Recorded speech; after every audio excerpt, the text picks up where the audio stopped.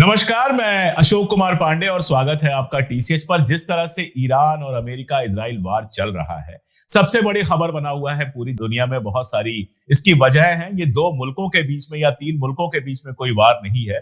पूरा middle east तो कम से कम इसके कब्जे में आ ही गया है। तेल की सप्लाई से लेकर तमाम सारी चीजें हैं कि सारी दुनिया को ये प्रभावित करेगा। इसीलिए इस वार पर लगातार बात हो रही है। कई सारी घटनाएं हुई हैं। ईरानी जो शिप यहां से वापस जा रहा था, आपको पता है, इंडिया आया हुआ था, वो मिलान में आया था, उसमें उसने बाकायदा हिस्सा लिया। उसके पास हथियार नहीं थे, वो आर्म नहीं था।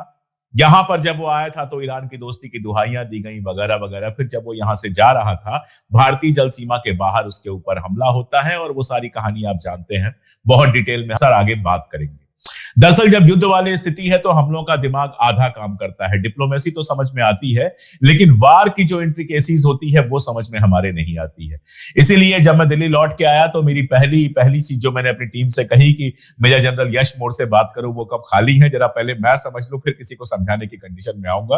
तो सर आप आए, बहुत शुक्रिया, एक बार फिर आपका स्वागत है। पहला सवाल मेरा नहीं है, मैं जानना चाहता हूं इस पूरे वार को आप कैसे देखते हैं। Right from the day one, जब आयतुल्लाह खामनेई के ऊपर अटैक करता है अमेरिका, तब से लेके अभी तक जैसे ये वार डेवलप हो रहा है, और जाहिर है कि सबके पास लिमिटेड सूचनाएं ही आ रही हैं, हर जगह सेंसरशिप लगी हुई है, फिर भी जितना कुछ आप देख पा रहे हैं, आप इस वार को कैसे देख रहे हैं? पहली बात तो अशोक, आपके चैनल में आना, आपसे बात करना, इतनी एनर्जी और इतनी सच्चाई और इतनी कमिटमेंट, इतनी पैशन, वो शायद कुछ ना कुछ है कि आप मुझे बुलाते हैं, मैं भी तैयार हो जाता हूँ 1 मिनट में। मजा आता है खुल के बात करने का, और हम जो भी बात कहते हैं वो बातें कहते हैं जो देश हित में है और ह्यूमन वैल्यूज की बात करते हैं। मैं फौज में जरूर तकरीबन 4 दशक मैंने नौकरी करी है। ईरानियंस के साथ भी देखा है, मिडिल वेस्ट एशिया के ऑफिसर्स के साथ, इंटरनेशनल एनवायरनमेंट में, यूएन में भी रहा हूँ, आपको पता है 1 साल ढाका में भी रहा हूँ, श्रीलंका भी गया, बात की थी। तो ये सब देखने के बाद मतलब मेरा जो नजरिया है इस लड़ाई को देखने का, देखो 2-3 चीजें इसमें।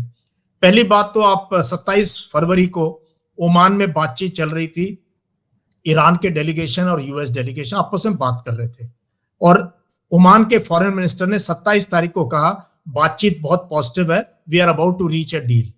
और ईरान हर चीज के लिए तकरीबन तैयार था, Iran didn't want a war.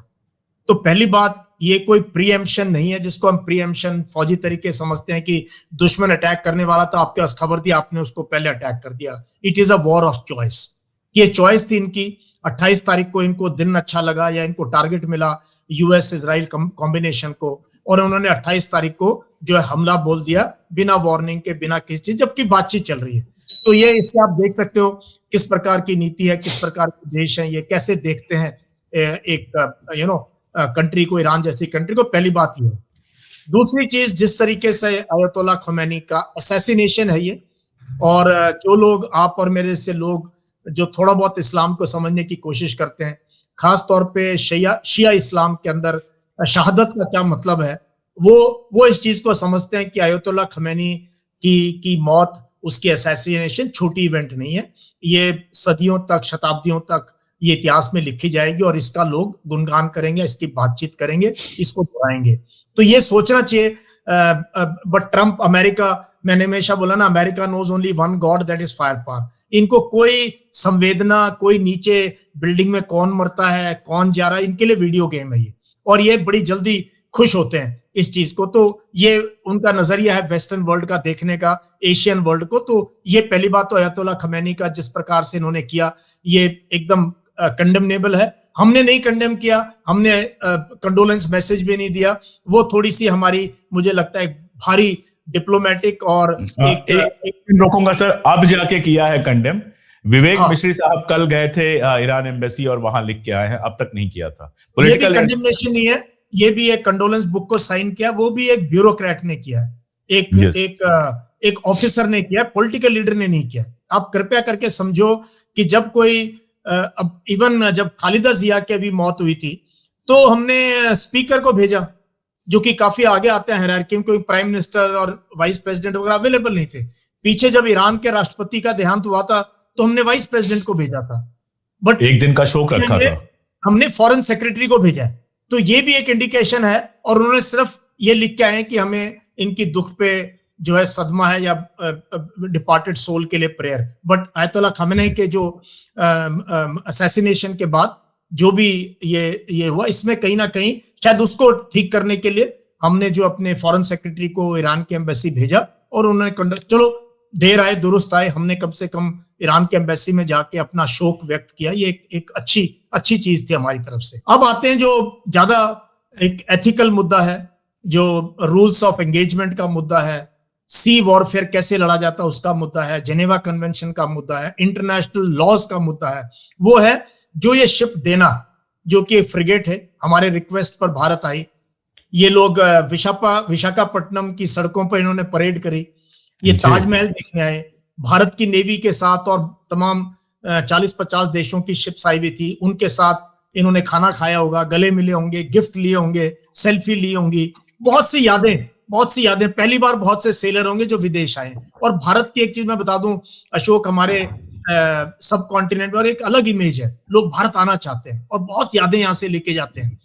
तो वो अब उनकी फैमिली के लिए, उनके लिए एक दर्दनाक किस्सा बन गया कि भारत गए थे और आते समय इनको जो है एम्बुश करके इजराइल से यूएस की शिप ने टॉर्पेडो कर दिया। अब चीज क्या है, अनएथिकल क्यों है? पहली बात तो जब शिप कोई सेरेमोनियल परेड के लिए आती है, उसमें वो असला नहीं होता, अगर थोड़ा बहुत एम्युनिशन भी है वो डेमोन्स्ट्रेशन फायरिंग जब दिखाते हैं हमने फायरिंग करने के लिए, उसके लिए है। उसमें जो उसके पूरे कंट्रोल सिस्टम्स हैं, रडार सिस्टम्स हैं, जो हेवी वेपनरी है वो नहीं है, और वो उसके साथ कोई दूसरी शिप भी नहीं है। वो आप सोच लो कोई अकेला वॉरियर चला जाए और सिर्फ ड्रिल के बूट पहन के और खाली बंदूक लेके बिना एम्युनिशन के, वो क्या करेगा? वो इजी टारगेट है, कोई भी उसको मार सकता है। तीसरी चीज है, ये हमारे बैक वाटर्स में, ये हमारा एरिया ऑफ इन्फ्लुएंस है, ये इंडियन ओशन है। ये अभी तक तो हम कहते रहे ये इंडियन ओशन है, भारत महासागर है, भारत के नाम पे, लेकिन बिल्कुल थोड़ी सी दूर हमारे तट से जो है उन्होंने ये सबमरीन जो है वहां पे छुपी हुई थी। इसका मतलब ये सबमरीन इसकी मूवमेंट को विशाखापट्टनम से रिकॉर्ड कर रही थी। क्या इन्होंने भारत को कॉन्फिडेंस में लिया? क्या ये डिक्लेयर कर सकते थे कि भाई ऐसा ऐसा है, लड़ाई छिड़ गई, कोई भी ईरानियन शिप हमें कहीं नजर आएगी, वो लेजिटिमेट टारगेट होगा? ऐसी अगर वार्निंग होती कैप्टन के पास इस शिप के, शायद वो जाता ही नहीं विशाखापट्टनम, या वो श्रीलंका में शरण लेता, कहीं ना कहीं वो रुक जाता कि भाई ये वार्निंग मिल गई है। लेकिन इन्होंने बहुत ही, हिंदी में कहूं तो ओछी हरकत करी है इस शिप को, निहत्थे को मारने की। और यूएस की नेवी जो है ना अशोक, ये वर्ल्ड की सबसे भयंकर नेवी है। इसके पास इतना असला है, इतनी टेक्नोलॉजी है, ये चाहे तो पूरी दुनिया की नेवीज को बर्बाद कर सकते हैं। फिर क्या जरूरत पड़ी थी?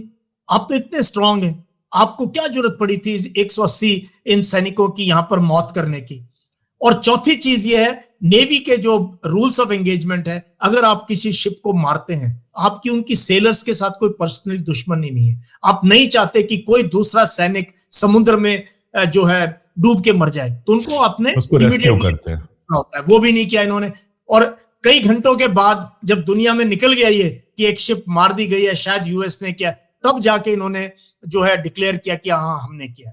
एंड लास्ट चीज है उनकी language, we gave them quiet death, we gave them quiet death. कोई उसमें किसी प्रकार का जो है ह्यूमन एंगल नहीं है। तो ये चीजें थोड़ी सी ऐसे, सोल्जर भी मुझे देखो, हम पाकिस्तान के साथ लड़ते रहे, चाइना के साथ भी मुठभेड़ हुआ, यूएन में भी रहे, लेकिन कभी सोल्जर टू सोल्जर हमारे मन में घृणा नहीं पैदा होती है। हम देश के लिए काम करते हैं, और लेकिन एक तरीका है लड़ाई भी लड़ने का। हमने कारगिल में भी करके दिखाया। पाकिस्तान के सैनिक थे, उन्होंने एक्सेप्ट नहीं किया, हमने मौलवी जी को लेके गए वहां, उनकी जो है प्रॉपर तरीके से, उनका इस्लाम के हिसाब से उनका दाह संस्कार किया, उनको कफन उड़ाया वहां पर। ये क्योंकि ह्यूमन वैल्यूज बड़ी इंपॉर्टेंट। हम कितना ही लड़ ले किसी के साथ, but we should not forget कि हम सबसे पहले इंसान है, और इंसान दूसरे इंसान के साथ इतनी घृणा नहीं कर सकता कि उसको छुप के मार भी दिया, उसको बचाने की कोशिश भी नहीं की, और फिर कोई किसी भी प्रकार का कोई कंडोलेंसेस भी नहीं है। तो मेरे हिसाब से ये बहुत ही अच्छी चीज नहीं है। और हमने भी जो अशोक जी जो बाद में कोई कंडोलेंस नहीं दी, हमारे घर से गए, हमारे मेहमान थे, 1-2 लाइन की ट्वीट तो चाहे नेवी का हैंडल ही कर सकता था, वही कर सकते थे जो कल तक ट्वीट कर रहे थे कि ईरान के नेवी के चीफ आए हुए थे, ईरान की शिप की फोटो डाल रहे हैं, वीडियो डाल रहे हैं। आपने इतना भी नहीं कहा कि आपके घर से निकल के गए और हम उनको यही कह दें कि हमें बड़ा अफसोस है, उनके परिवारों के प्रति ये कह दें हमें बहुत अफसोस है भारत को, भारत की नेवी को, बट किसी ने कुछ नहीं कहा। शायद वेट करते रहे कि कोई आदेश मिले तो कुछ कहेंगे। तो इसलिए थोड़ा सा अच्छी बात नहीं है ये, इसकी सिंकिंग भी। और उसके बाद जो सर मैं एडमिरल अरुण प्रकाश जी के लगातार मैसेजेस देखा, ट्वीट देख रहा था, लगातार उनके कुछ वीडियोस देखे।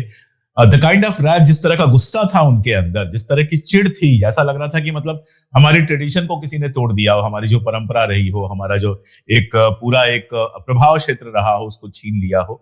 और भी आप एक चैनल पर बैठे हुए थे, आपके साथ मेजर जनरल उपाध्याय थे, उनको भी मैंने सुना। आपको तो सुनता ही रहता हूं, आपको तो सुनना ही है, जहां दिखते हैं ढूंढ के सुनता हूं।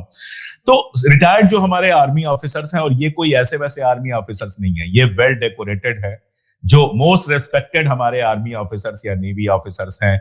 मतलब अरुण प्रकाश जी के बारे में कहा जाए, वो तो चीफ ऑफ स्टाफ भी रह चुके हैं, वो तो मोस्ट सीनियर ऑफिसर्स में से जो अभी जिंदा है उनमें से एक है। अरुण बख्शी साहब, जो एक जमाने में भारतीय जनता पार्टी के बहुत समर्थक हुआ करते थे, कई बार तो वो टीवी पर आते थे और मैं चैनल चेंज कर दिया था क्योंकि इतनी ज्यादा वॉल्यूम में बोलते थे, गाली गलौज भी करने लगते थे। वो शॉक्ड लग रहे हैं। मतलब मैं बहुत आसान शब्द इस्तेमाल करने का कोशिश कर रहा हूं, कोई ऑफेंडिंग शब्द इस्तेमाल करने की कोशिश नहीं कर रहा हूं, बट वो शॉक्ड लग रहे हैं। ऐसा लग रहा है जैसे उनके साथ धोखा हुआ है। वो लगातार जिस तरह से बात कर रहे हैं, एक इजरायली के साथ बैठे थे, जिस तरह से डांटा उसको, I am 75 year of age and I have seen all that. और नेचुरली बाकी वो कुछ भी कहें, लेकिन एक शानदार सैनिक रहे हैं, आर्मी में शानदार पदों पे रहे हैं। और जैसे आपके इतने सारे एक्सपीरियंस है, आपसे ज्यादा उनके एक्सपीरियंस रहे होंगे, नेचुरली लंबी सर्विस की है। तो सीनियर आर्मी ऑफिसर्स को ये देख के मुझे लग रहा है, मैं जो अंदाज लगा पा रहा हूं, कि हमारी ट्रेडिशंस बहुत बुरी तरह से तोड़ी गई है। अब इसमें दो चीजें और जोड़ दीजिए।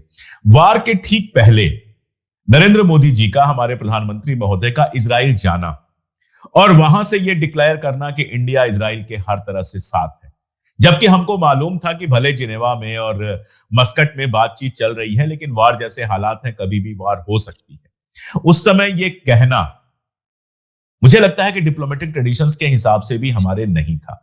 और उसको जोड़ के देखिए, ये सारी चुप्पियां, चाहे आयतुल्लाह खामनेई साहब की शहादत के बाद हो, चाहे जिस तरह से वहां के सैनिक मारे गए, हमारे बैकवाटर्स में मारे गए, या सभी अरब देशों को उन्होंने मैसेज लिखा, ट्वीट किया कि आपके यहाँ जो कुछ हुआ है उसकी हम निंदा करते हैं, लेकिन ईरान में इतने सारे हमले हुए उसकी निंदा नहीं करना। ये क्या इंडिया ने एकदम साइड, इंडिया मतलब नरेंद्र मोदी सरकार ने एकदम इजराइल अमेरिका की साइड ले ली है? Have they decided, या आपको कुछ और लगता है? और इसके रिपरकशंस क्या होंगे? हाँ, इसमें मैं थोड़ी देर में आता हूं।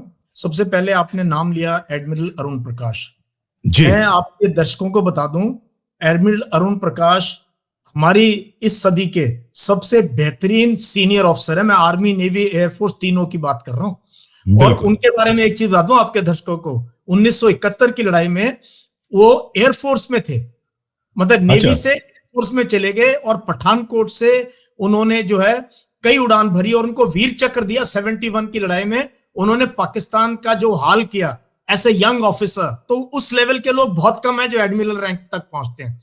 और वो जो है फाइटर एयरक्राफ्ट उड़ाते हैं, किससे? एयरक्राफ्ट कैरियर से। तो वो एक मतलब उनका लेवल बाकी मतलब आसपास भी नहीं है। ये मैं आपको, आपके दर्शकों को बता दूं, एडमिरल अरुण प्रकाश जब कुछ ट्वीट करते हैं, कुछ कहते हैं, तो पूरे देश को सुनना चाहिए, क्योंकि उनके किस्म का कोई है नहीं, उनका सानी नहीं है। उस किस्म का उन्होंने काम किया हुआ है और उनकी बातें हैं। मैं उनके बहुत टच में, मैंने देखा था उनका वो ट्वीट, और बट उसके बाद भी एकदम चुप्पी थी, सन्नाटा था। शायद ऑर्डर्स की वेट करते रहते हैं कि कोई बताए क्या करना है। तो जहां तक, तो नेवी के लिए भी बाद में भी उनका मैसेज आया कि हमने ये किया, वो सब बाद में लग रहा है कि it's too late for the day. बाकी सीनियर ऑफिसर्स जो समझते हैं इस चीज को, जो एक्चुअली कॉम्बैट में रहे हैं, या वो है, वो चाहे जनरल जीडी बख्शी हो, कोई भी हो, ये बिल्कुल दुख की बात है कि हमारे बैक वाटर्स में यूएस ने ऐसी हरकत करी और हमने कंडेम भी नहीं किया। कंडेम तो हम कर ही सकते हैं, 2 लाइन लिखने में क्या जाता है। अब ये तो हुई इसकी बात। ईरान पे हमने बिल्कुल चुप्पी साधे रखी, ये आपको पता ही है, और क्लियरली हमारा वेट इजराइल यूएस कॉम्बिनेशन के साथ है। इसके पीछे क्या रीजन है मैं इस पे कमेंट नहीं कर सकता हूं, काफी रीजन होंगे। हमें लगता होगा देश का भला है, बट यूएस ने जैसे हमारे साथ बिहेव किया है ऑप सिंदूर के बाद, ये सबको बिल्कुल जग जाहिर है। ऑप सिंदूर के सीज फायर को लेके, उसके बाद टैरिफ्स को लेके, उसके बाद आज ही कहा है कि 30 दिन की आपको मोहलत देते हैं, आप रशिया से तेल ले लो। मतलब इतना विशाल का है देश, इतना इंडिपेंडेंट देश, जिसे 71 में इंदिरा गांधी जैसे की लीडरशिप में यूएस को कह दिया था अपना काम करो, हम तुमसे डरने वाले नहीं है, हमारे पास हमारा राष्ट्रीय जो भी लक्ष्य है वो सामने था, और हमने बांग्लादेश को आजाद करा दिया, उसको रिकॉग्नाइज किया। क्या पावर थी हमारी, क्या गरीब था लेकिन दुनिया सुनती थी। आज अच्छे भले हैं, तगड़े हैं, लेकिन कहीं ना कहीं कुछ कमजोरी मुझे विदेश नीति में लग रही है। क्या है ये आप मेरे से ज्यादा समझते हैं, लेकिन ईरान को लेके हमारा पड़ोसी मुल्क है, पर्शिया के साथ हमारे बहुत अच्छे संबंध रहे। इजराइल और अमेरिका बने भी नहीं थे, इजराइल और अमेरिका का कुछ था भी नहीं, उससे पहले पर्शिया और इंडिया का, भारत की सभ्यताओं का, लोगों का, हमारी भाषाएं कितनी मिलती है, हमारा कल्चर कितना मिलता है, हमारा खान पान कितना मिलता है। लेकिन अब जो देश के अंदर जो थोड़ा माहौल है, उसमें ऐसे लगता है कि अगर किसी मुस्लिम देश के ऊपर बम गिर रहे हैं तो कोई बात, ये अच्छी बात नहीं। जबकि हम हमेशा, गाजा में भी हमने क्या किया, 72,000 लोग मारे गए, हमारा क्या रहा। यूक्रेन के अंदर रशिया ने, हमने कितना रशिया को कभी किया कंडेम, एक आधी बार कहीं थोड़ा बहुत यूएन सिक्योरिटी काउंसिल में किया हो, वहां भी हम नहीं खड़े रहे एक डेमोक्रेटिक कंट्री के साथ। तो ये जो यूएस की तरफ और इजराइल की तरफ जो हमारी इंक्लिनेशन है बिल्कुल क्लियर है अब इसमें, बट क्या रीजंस हैं, क्यों है, क्या हमारा लॉन्ग टर्म इंटरेस्ट है इनके साथ, आई रियली डोंट नो। लेकिन कई बार ह्यूमन वैल्यूज को लेके और अपनी सभ्यता को लेके कई चीजों पर जरूर हम बोल सकते हैं, और यही काम आप और मेरे से और हमारे बाकी वेटरन जो लोग हैं वो भी कर रहे हैं। वार जिस तरह से चल रहा है, ये आखिरी सवाल होगा, अपना पूरा टाइम आप लीजिएगा। वार जिस तरह से चल रहा है, जैसे इनिशियली तो ये समझ में आता है कि बहुत शॉर्ट टर्म प्लान था कि खामनेई और बाकी लोगों को मारेंगे, सड़क पर आ जाएंगे लोग और वहां पर चेंज कर दिया जाएगा, रिजीम चेंज हो जाएगा, वहां पर अपने किसी आदमी को बिठा देंगे। लेकिन वो तो होता हुआ नजर नहीं आ रहा। आज भी ट्रंप का बयान आया जिसमें वो कह रहा है कि मेरा रोल जरूर होना चाहिए अगले लीडर को इलेक्ट करने में, बट कोई सुनने वाला ईरान में नहीं है। ईरान में कम से कम अभी तक फिलहाल कोई सुनने वाला नहीं है। डिस्ट्रक्शन, जाहिर तौर पर ईरान में काफी डिस्ट्रक्शन हुआ है, 1200 से ज्यादा लोग मारे गए हैं, रेजिडेंशियल बिल्डिंग है, स्ट्रेटेजिक बिल्डिंग है, उनका नुकसान पहुंचा है। लेकिन जिस तरह से अमेरिकन बेसिस को निशाना बनाया है ईरान ने, इतना तो शायद अच्छों ने नहीं सोचा होगा कि इस तरह से निशाना बनाएगा। वो प्लान लग रहा था बिल्कुल कि बेसिस को तबाह करना मतलब इजराइल और अमेरिका को ब्लाइंड करना। इजराइल में भी अच्छा खासा इंपैक्ट हुआ है। अब उनके यहाँ सेंसर इतना ज्यादा है कि चीजें बाहर निकल के नहीं आ पा रही हैं। बट इट सीम्स कि ये लंबा वार चलने वाला है, ये लॉन्ग टर्म वार चलने वाला है। और यहाँ शायद हमारे पत्रकारों को भी नहीं पता है कि बाकी अरब मुल्कों की तरह ईरान नहीं है, बहुत बड़ी उसकी साइज है, इंडिया से जरा सा ही छोटा है और बहुत वेरीड है, बहुत अलग अलग तरीका है, कल्चरल बहुत सारे अलग अलग है, वहां पे एथनिसिटीज बहुत सारे अलग अलग है, जोग्राफिकल रेगिस्तान भी है, नदी भी है, सब कुछ है वहां पर, पहाड़ भी है। तो काफी हद तक हिंदुस्तान जैसा ही देश है वो, अगर आप देखेंगे तो। ऐसे में अगर लॉन्ग टर्म वॉर चलता है, एक तो पहला ये आपको लगता है कि लॉन्ग टर्म वॉर चलेगा क्योंकि अभी बूट ऑन द सरफेस की भी बात कर रहे हैं ट्रम्प की, हम कुछ लोगों को वहां भेज सकते हैं, आर्मी वहां भेज सकते हैं। इन सब के बीच आपको किधर जाता हुआ लग रहा है ये वार? क्योंकि हमारे पास ईरान इराक वार का अनुभव है, 8 साल चला था वो, और मेरे ख्याल से 10 लाख के आसपास लोग मारे गए थे उसमें। देखो, किसी ने सोचा नहीं था कि रशिया यूक्रेन वॉर 4 साल चलेगा, किसी ने नहीं सोचा था। एग्जैक्टली। मैं आपको पर्सनल बताता हूं, फिनलैंड मुझे उस समय जाने का प्लान बना हुआ था, तो मैंने अपने दोस्त को फोन किया कि मैं ऐसे ऐसे है, वीजा अप्लाई करने जा रहा हूं, और शुरू हुआ था जस्ट। तो उन्होंने कहा कि वेट फॉर 6 मंथ्स, 3-4 महीने में लड़ाई खत्म हो जाएगी, बाकी क्लियर हो जाएगा। तो if you are coming to Finland you must visit Russia, एकदम बगल में है, तो wait for 6 months and we are waiting for 4 years now. देख लो, तो अब बहुत चेंज हो गया डायनेमिक्स लड़ाई का। और इस बार एक चीज तो हुई है, ईरान ये लड़ाई हारेगा नहीं, ये मैं आपको बता रहा हूं।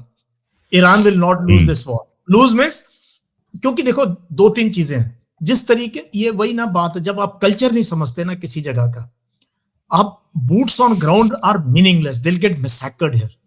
अगर प्रेसिडेंट ट्रंप चाहते हैं कॉफिन्स देखना, तो भेज दीजिए ट्रुप्स ऑन ग्राउंड, आपको ईरानी लोग दिखाएंगे कि क्या होता है। क्योंकि अफगानियों ने दिखाया कुछ दिन पहले, इराकीज ने दिखाया कुछ दिन पहले। कृपया करके read the history and culture of this land, जहां पर अपने ट्रूप्स अभी आधे घंटे पहले, आपने नहीं देखा है, आधे घंटे पहले अली लारिजानी ने एग्जैक्टली वही कहा है जो मेजर जनरल यशपोर हमारे चैनल पे कह रहे हैं, आधे घंटे पहले। तो मैं बहुत दूसरे तरीके से समझता हूं इस पूरी लड़ाई को।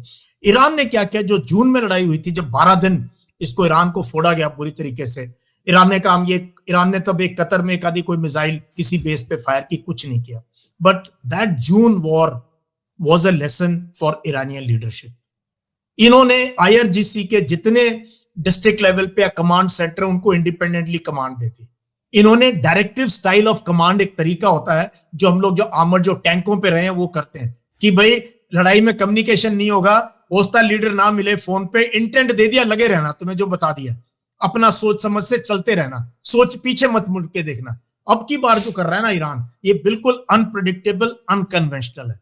इन्होंने ऐसी ऐसी जगह बॉम्ब गिरने शुरू कर दिए हैं जो सोचते थे हम तो शेखों की जमीन पे है, ये तो दुबई है, ये फलाना है, ये सेफ हेवन है, या इन्वेस्ट करो, या मॉल में घूमो, या यहाँ गैम्बलिंग भी होएगी, टापू भी बनेंगे, वो सारा का सारा भी पिक्चर ध्वस्त होती नजर आ रही है।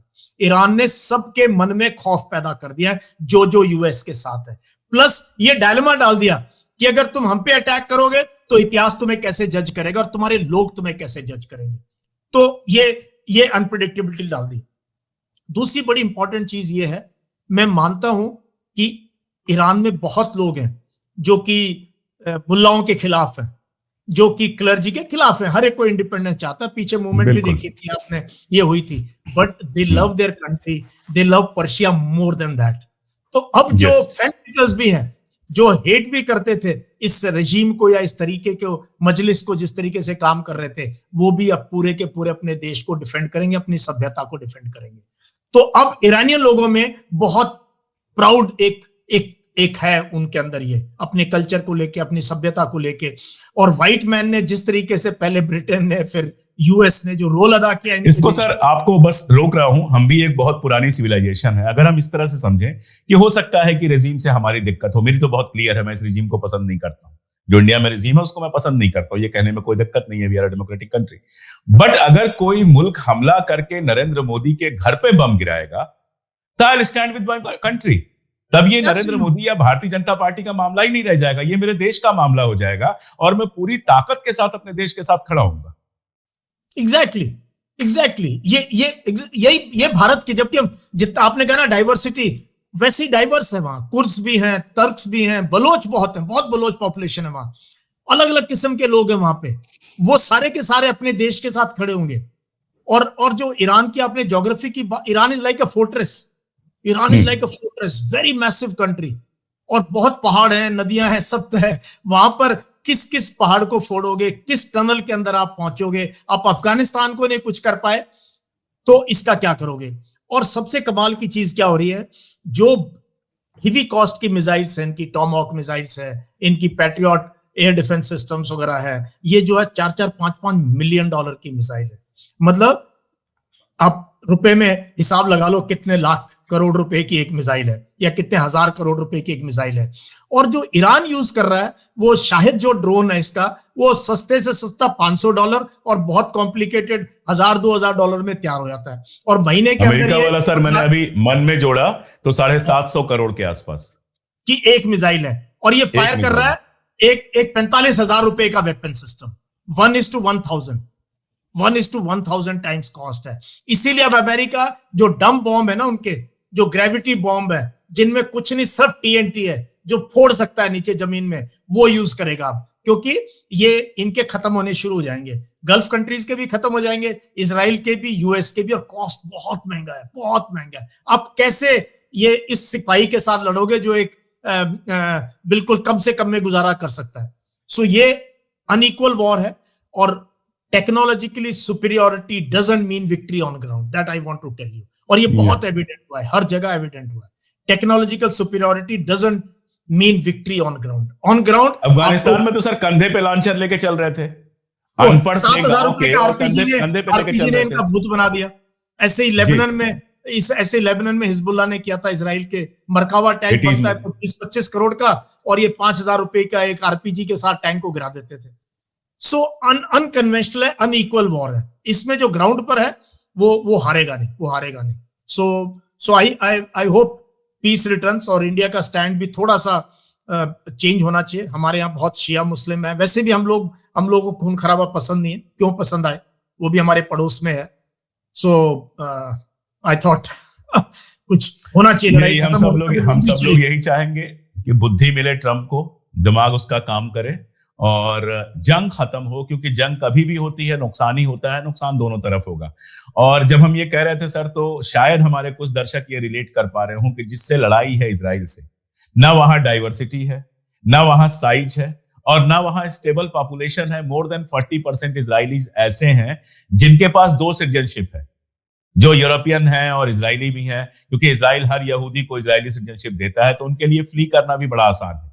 एक ये बहुत बड़ी बात होती है कि हिंदुस्तानी हम हैं, हमारे ऊपर कुछ भी हो जाए हम घर छोड़ के नहीं जा सकते, हम यहीं रहेंगे, कितने भी बंकर बन जाए, किसी बंकर मिले ना मिले, हम यहीं रहेंगे। लेकिन जो भाग सकता है, जैसे दुबई, 85% बाहरी लोग हैं, अगर जंग में जाता है तो 85 में से एटलीस्ट 80% भाग के निकलना चाहेंगे वहां से, और 15% अरब बचेंगे। लेकिन ईरान की 100% जनता कहीं जाने वाली नहीं है, इतनी बमबारी में भी वो वहीं रहेगी।